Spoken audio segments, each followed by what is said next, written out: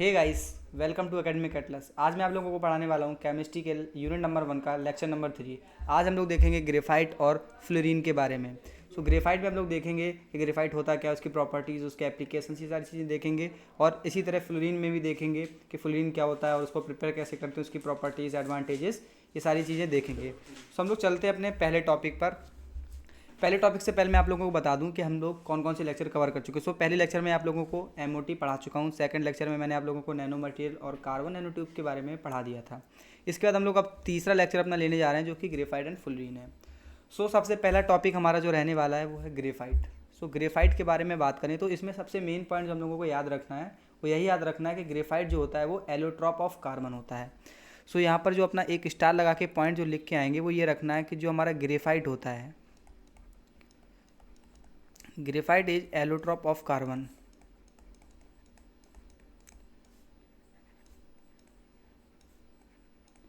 ये point star इसलिए बताया क्योंकि जब आप लोग डेफिनेशन स्टार्ट करना शुरू करेंगे, डेफिनेशन में सबसे पहला पॉइंट आप लोगों को यही लिखना है कि जो ग्रेफाइट होता है वो कार्बन का एलोट्रॉप होता है। इसके बाद हम लोग यहाँ पे डेफिनेशन देखते हैं इसकी कि graphite is crystalline form of carbon. जो ग्रेफाइट होता है वो क्रिस्टलाइन फॉर्म होता है कार्बन का। उसके बाद यहाँ पर जैसे डायग्राम में मैंने एक्सप्लेन किया है कि जो ग्रेफाइट होता है उसमें कई सारी लेयर्स होती हैं, किसकी, कार्बन की। अब यहाँ पर देखेंगे consisting of layers of carbon atom arranged in a hexagonal lattice structure. It is soft black slippery material. यहाँ पर ये क्या होता है, ब्लैक होता है, सॉफ्ट होता है और स्लिपरी मटेरियल होता है। यहाँ पर कार्बन एटम्स की कई सारी लेयर्स एक के ऊपर एक रखी जाती हैं। इसके बाद हमारे पास हम लोगों को ये सारा कंबाइन होने के बाद ग्रेफाइट का स्ट्रक्चर मिलता है। और यहाँ पर जो ग्रेफाइट होता है वो इलेक्ट्रिसिटी भी कंडक्ट करता है और ये लुब्रिकेंट की तरह भी बिहेव करता है। अभी हम लोग देखेंगे कि इसकी जो प्रॉपर्टीज़ होती हैं वो ऐसी क्यों होती हैं, वो हम लोग बात करेंगे। क्योंकि इसका स्ट्रक्चर कुछ इस तरीके का होता है जिसकी वजह से एज अ लुब्रिकेंट यूज़ कर सकते हैं हम लोग। इसकी जो कंडक्टिविटी होती है वो बहुत अच्छी होती है। वो सारी चीज़ें देखेंगे। हम लोग पहले यहाँ पर स्ट्रक्चर के बारे में कुछ चीज़ें देखते हैं। सबसे पहला पॉइंट क्या है, graphite has a layered structure composed of carbon atoms arranged in hexagonal sheets. अब हेक्सागोनल शीट्स का मतलब क्या है कि हमारे पास जो कार्बन का रिंग बनता है वो हेक्सागन बनता है इस तरीके से। कुछ एक सेकंड इरेज कर दूँ, इसको अच्छे से बनाता हूँ। जो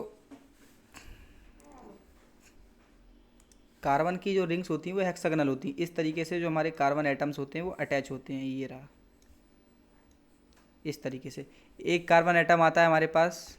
ये क्या, कुछ बेंजीन टाइप का स्ट्रक्चर बन रहा है लेकिन इसके अंदर बॉन्ड्स, डबल बॉन्ड्स ना है। ये देखिए यहाँ पर इस तरीके से कार्बन एटम्स लगे हुए हैं, तो ये हेक्सागोनल रिंग्स होती हैं। अब मैंने आपको ये एक बना के दिखाया स्ट्रक्चर। इसी तरीके से सारे स्ट्रक्चर्स आपस में कनेक्टेड होते हैं और फिर इनकी लेयर्स जो होती हैं वो एक के ऊपर एक रखी जाती है, तब जाके हम लोगों को फाइनली ग्रेफाइट का स्ट्रक्चर मिलता है। ये पॉइंट याद रखना है। अब यहाँ पर एक सबसे इंपॉर्टेंट पॉइंट ये आता है कि इनके बीच में जो फोर्सेस लगते हैं वो वीक वंडरवॉल फोर्सेस यूज़ होते हैं।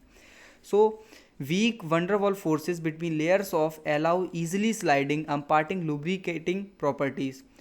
देखिए इनके बीच में क्या होता है, वंडरवॉल फोर्स होता है जो कि वीक होता है। इसी वजह से इसमें क्या होता है, हमारे पास स्लाइडिंग नेचर आ जाता है इसमें और लुब्रिकेटिंग प्रॉपर्टी आ जाती है।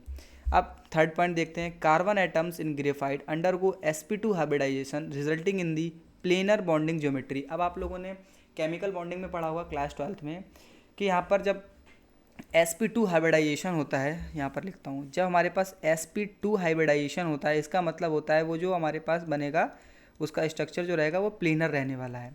यहाँ से हम लोगों को पता चलता है कि इसका स्ट्रक्चर जो रहने वाला है या ज्योमेट्री रहने वाली है वो प्लेनर रहने वाली, क्योंकि इसमें जो कार्बन एटम होते हैं हमारे पास वो sp2 हाइब्रिडाइजेशन को शो करते हैं। इसके बाद हम लोग फोर्थ पॉइंट देखते हैं, delocalized pi electrons within the layer contributes to graphite's high electrical conductivity. अब यहाँ पर कुछ होते हैं पाई इलेक्ट्रॉन्स जो कि डी लोकलाइज्ड होते हैं, जो कि मूव कर सकते हैं, जिसकी वजह से इसमें क्या आता है, हमारे पास इलेक्ट्रिकल कंडक्टिविटी बहुत ही अच्छी नहीं होती है, मतलब बहुत ज़्यादा अच्छी नहीं हो जाती, बट ये इलेक्ट्रिसिटी को कंडक्ट करने लगता है। हम लोगों ने यहाँ पे अभी तक 4 पॉइंट्स देखे हैं, 5वां और देख लेते फिर मैं आप लोगों को कंपाइल करके बताता हूँ। Each carbon atom in graphite is covalently bonded to 3 others within the same layer. अब हम लोगों को ये याद रखना है कि जैसे कि मान लीजिए यहाँ पर हेक्सागोनल रिंग्स बनेंगी, तो हम लोगों को ये याद रखना है कि जो एक कार्बन एटम होता है वो अदर 3 कार्बन एटम से जुड़ता है, बॉन्डेड टू 3 अदर्स। अब जैसे कि डायग्राम में देखेंगे, एक इस कार्बन एटम को अगर हम लोग पॉइंट करें तो यहाँ पर बाकी को दूसरे कलर से शो करता हूँ। देखिए एक ही हो गया, देखिए first carbon atom, second carbon atom and third carbon. तो कोई भी अगर हम कार्बन एटम उठाएंगे तो वो अदर 3 कार्बन एटम से कोवैलेंटली कनेक्टेड है। सो यहाँ पर मैंने आप लोगों को 5 पॉइंट बताया। अब इन 5 पॉइंटों को आपको एक्सप्लेन कैसे करके आना है कि आप लोग एज अ एग्जाम्पल एक्सप्लेन करेंगे कि इसमें इलेक्ट्रिकल कंडक्टिविटी क्यों आती है, क्योंकि इसमें डीलोकलाइज्ड बाई इलेक्ट्रॉन्स होते हैं। ये लुब्रिकेंट की तरह क्यों बिहेव करता है, क्योंकि इसमें वीक वनडरवॉल फोर्सेस होते हैं। उसके बाद हम लोग क्या देख रहे थे, इसमें sp2 हाइब्रिडाइजेशन होती है, जिसके कारण इसमें प्लेनिंग ज्योमेट्री होती है, प्लेनर ज्योमेट्री होती है। इसके बाद हम लोग बात करते हैं अगले पॉइंट की।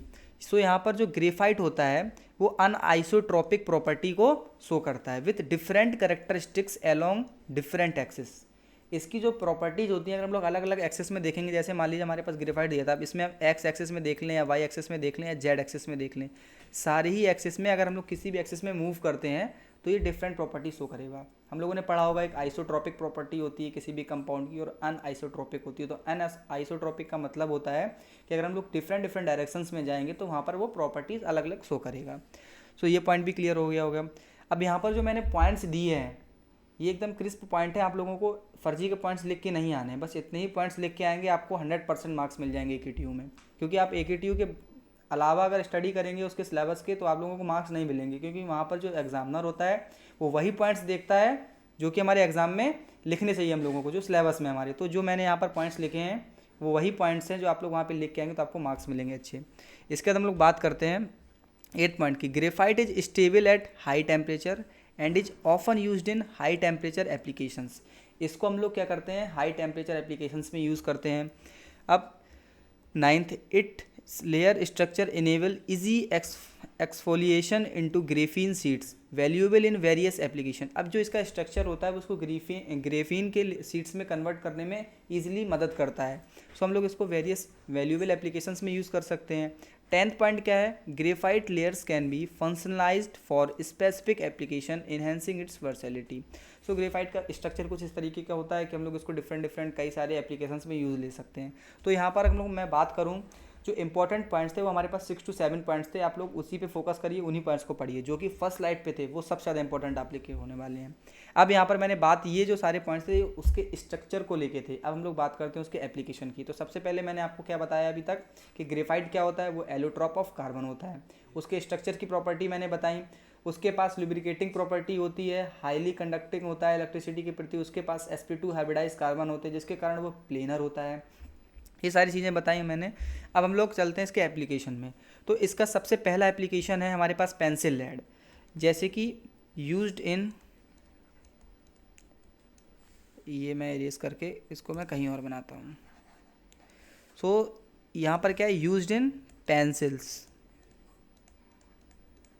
ठीक है। इलेक्ट्रोड्स, ये क्या है, बैटरीज में यूज़ होती हैं, इलेक्ट्रोड्स को बैटरी में यूज़ करते हैं हम लोग।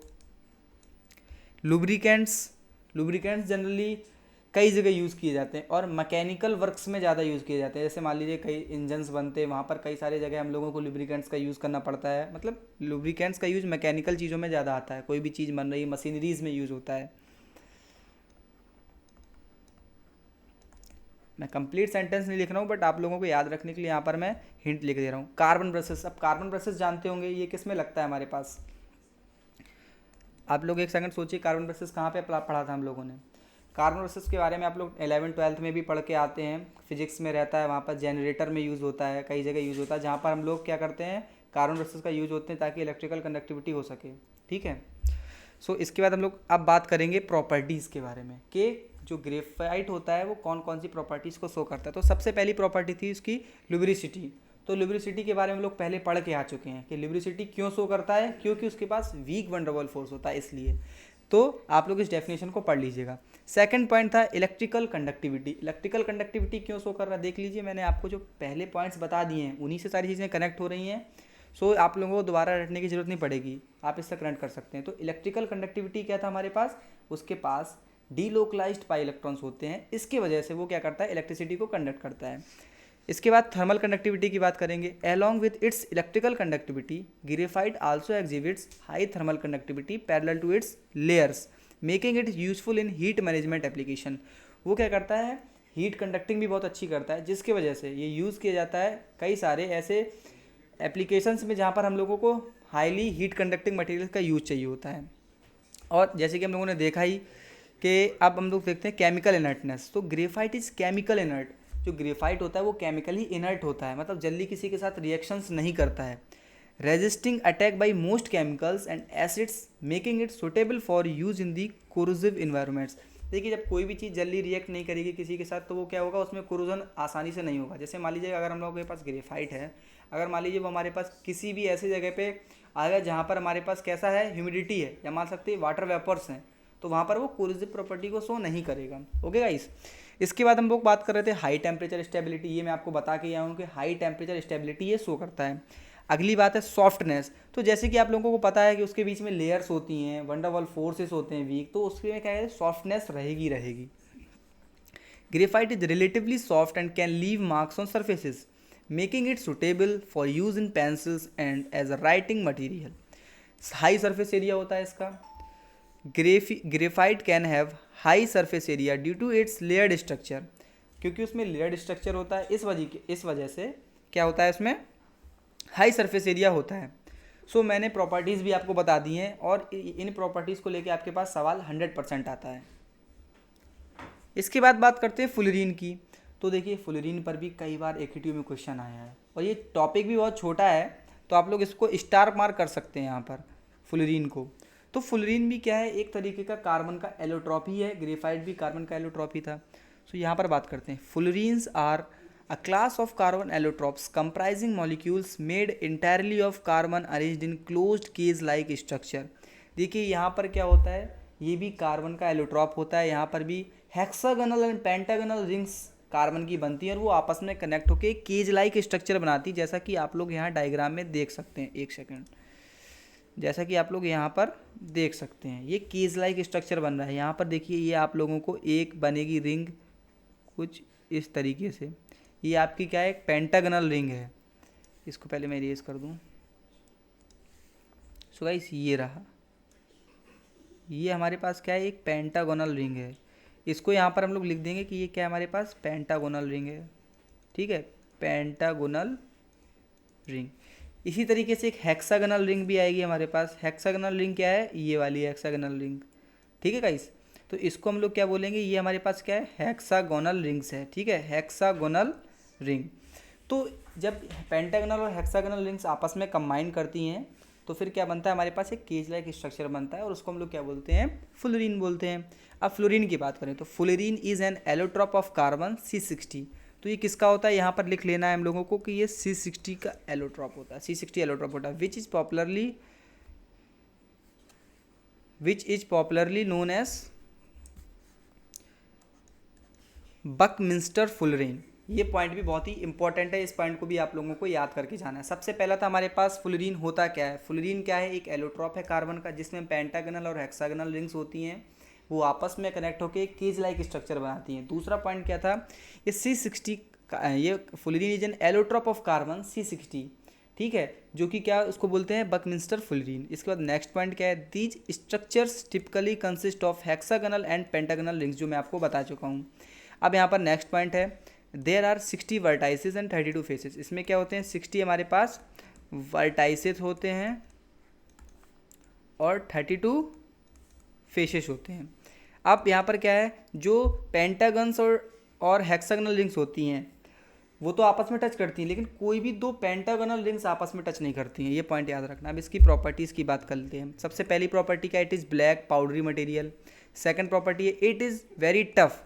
देखिए जो ग्रेफाइट था वो क्या था, सॉफ्ट था, लेकिन ये क्या है, टफ एंड थर्मली स्टेबल, ये थर्मली स्टेबल होता है। It exist as discrete molecule, ये टुकड़ों में पाया जाता है डिस्क्रीट मॉलिक्यूल की तरह। Fullerene derivatives can exhibit either semiconductor और सुपर कंडक्टर बिहेवियर। जो फ्लोरीन होता है वो सेमीकंडक्टर की तरह बिहेव करता है या सुपर कंडक्टर की तरह बिहेव करता है, ये इसकी बहुत ही अच्छी प्रॉपर्टी है। Fullerene molecules can undergo various chemical reaction enabling functionalization for specific application। देखिए ये कई सारे रिएक्शन में पार्टिसिपेट कर सकता है, लेकिन जो ग्रेफाइट था वो क्या था, केमिकली इनर्ट था। तो ये डिफरेंसेस भी हैं इन दोनों में जो आप लोगों को याद रखने हैं। सो नेक्स्ट स्लाइड पे चलते हैं। अब ये भी इंपॉर्टेंट है, ये आप लोगों से 2 नंबर में कई बार पूछा जाता है AKTU में, और जहाँ जितनी भी स्लाइड्स मैं यहाँ पे दे रहा हूँ ये सारी ही AKTU पर बेस्ड हैं। इनमें से क्वेश्चन आप लोगों को 101% देखने को मिलेगा। प्रिपरेशन वाला क्वेश्चन कई बार आया है कि प्रिपरेशन ऑफ फुलरीन लिखिए, तो मैंने आप लोगों को जो डायग्राम बना के दिया है इसी डायग्राम को आप लोगों को इसी तरीके से AKTU में बना के आना है। सो स्टेप 1 क्या है हमारे पास, एक ग्रेफाइट की रॉड लेनी होती है इनर्ट एटमॉस्फेयर में, जैसे हीलियम ले लिया, और प्रेशर हम लोगों को कितना रखना है, 0.05 टू 0.1 ATM प्रेशर। अब जब हम लोग एक रॉड को लेंगे इनर्ट एटमॉस्फेयर में, उसमें क्या सप्लाई करना है, इलेक्ट्रिक करंट सप्लाई करना है। ठीक है, ये हमारा पहला स्टेप हो गया। मान लीजिए हमने ये एक रॉड ले ली, इसमें हम लोग क्या पास कर रहे हैं, यहाँ पर इलेक्ट्रिक करंट दे रहे हैं। ठीक है गाइस, इलेक्ट्रिक करंट दे रहे हैं, तो इलेक्ट्रिक करंट दिया, ये पहला स्टेप हो गया। उसके बाद rod evaporate to give fullerene soot. अब जब हम लोगों ने इलेक्ट्रिसिटी दी, जो रॉड होगी हमारे पास, तो जैसे कि ये रॉड है, मान लीजिए ये रॉड कंप्लीट, तो यहाँ पर ये क्या देगी, फुलरीन शॉट देगी, सूट। ठीक है, ये दे दिया इसने। ठीक है, सो ये हमारे पास सेकंड थी। अब यहाँ पर क्या होगा, लाइट एंड फ्लफी डस्ट है ये, कंटेनिंग 5 to 15% फ्लोरीन। उसमें क्या होगा, सिर्फ हमारे पास 5 to 15% फ्लोरीन होगी। इसके बाद अगला वाला जो होता है वो होता है सब्लिमेशन, उसको बाहर निकालने का प्रोसेस होता है। जब हम लोग इसको सब्लाइम कर देते हैं, सब्लिमेशन कर देते हैं, सब्लिमेशन, तो हम लोगों को फाइनली क्या मिलता है, यहाँ पर फ्लोरीन का एक मिक्सचर मिलता है। ये देखिए यहाँ पर हम लोगों को क्या मिलेगा, फ्लोरीन का मिक्सचर मिलेगा। सो ये हमारी क्या थी, प्रिपरेशन थी। सबसे पहले रॉड लेनी है हम लोगों को, फ्लोरीन की, ग्रेफाइट की रॉड लेनी है सबसे पहले। ये रहा हमारे पास ग्रेफाइट की रॉड लेनी, उसको इनर्ट एटमॉस्फेयर पे रखना है, हीलियम को ले सकते हैं, और प्रेशर रखना है 0.05 टू 0.1 एटमॉस्फेरिक प्रेशर। उसको इलेक्ट्रिक करंट देंगे, वो कन्वर्ट होगा, एवोपरेशन देगा हम लोगों को किसकी, फ्लोरीन की सूट्स की। जो फ्लोरीन के सूट्स होंगे उसमें फ्लफी डस्ट हो सकती है, और उसमें जो हमारे पास फ्लोरीन का परसेंटेज रहने वाला है वो रहता है 5 to 15% फ्लोरीन। इसके बाद हम लोग बात करेंगे अपने नेक्स्ट स्टेप की, जिसमें हम लोग सब्लिमेशन करते हैं, और हम लोगों को फाइनली क्या मिल जाता है, फ्लोरीन का मिक्सचर मिल जाता है। सो गाइस, ये आपकी प्रिपरेशन हो गई। इसके बाद हमारे पास क्या आता है, एप्लीकेशन ऑफ फ्लोरीन। सो अब हम लोग देखते हैं एप्लीकेशंस। तो सबसे पहला है, it is used in making super conductor. जैसे कि हम लोग आए हैं, यूज्ड फॉर